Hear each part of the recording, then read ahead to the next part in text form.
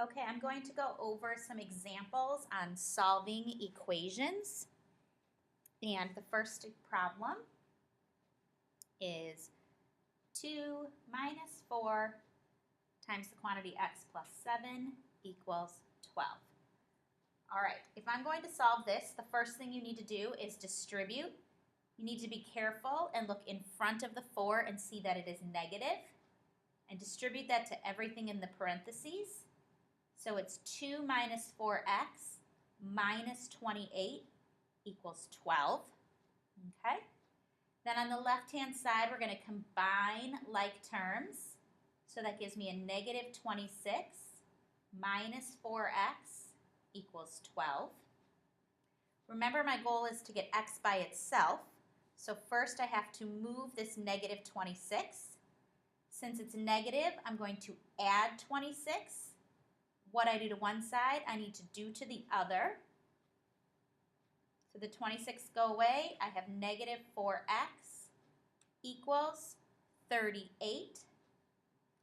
Looking at my variable, this operation is multiplication. To undo that, I'm going to divide. I'm going to divide by negative 4.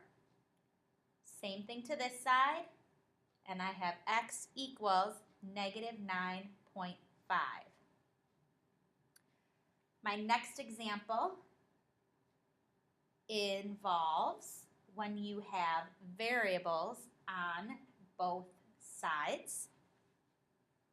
Okay, so I'm going to start again. I'm going to use the distributive property.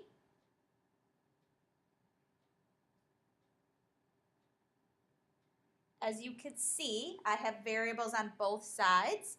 We want to get our variable on one side. So I am going to subtract 4x from both sides. On the left, I have 28. On the right, I now have 2x plus 7. Look at my variable. I want my variable by itself. So first, I need to move the plus 7. I'm going to do that by subtracting 7 from both sides. When I do that, I have 21 on the left equals 2x. Look at your variable. This is multiplication. Divide both sides by 2. And my answer is x equals 10.5. My next example is when you have a fraction equal to a fraction.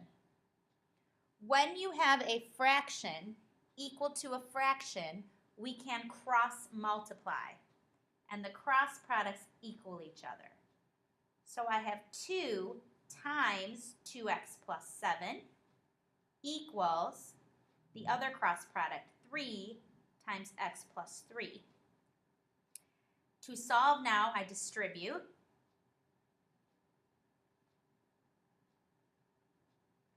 Again, I end up with variables on both sides. So I'm going to move the 3x by subtracting it from both sides.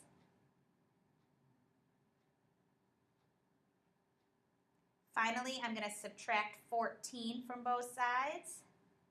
And that's going to leave me with x equals negative 5. Okay, the next example is a little different, so don't tune out yet. This is an interesting example. Watch what happens.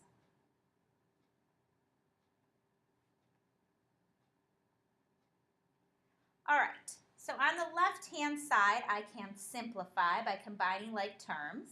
So I have 10x plus 2. Right-hand side, I'm going to distribute. Okay? Then what you can see is I have a 10x on both sides.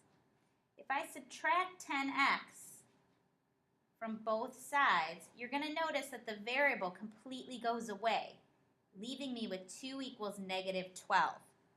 I no longer have a variable, and I have 2 equals negative 12, which is not a true statement.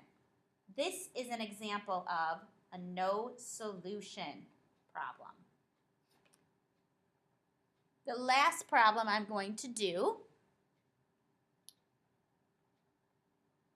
looks like this. I'm going to start by using the distributive property.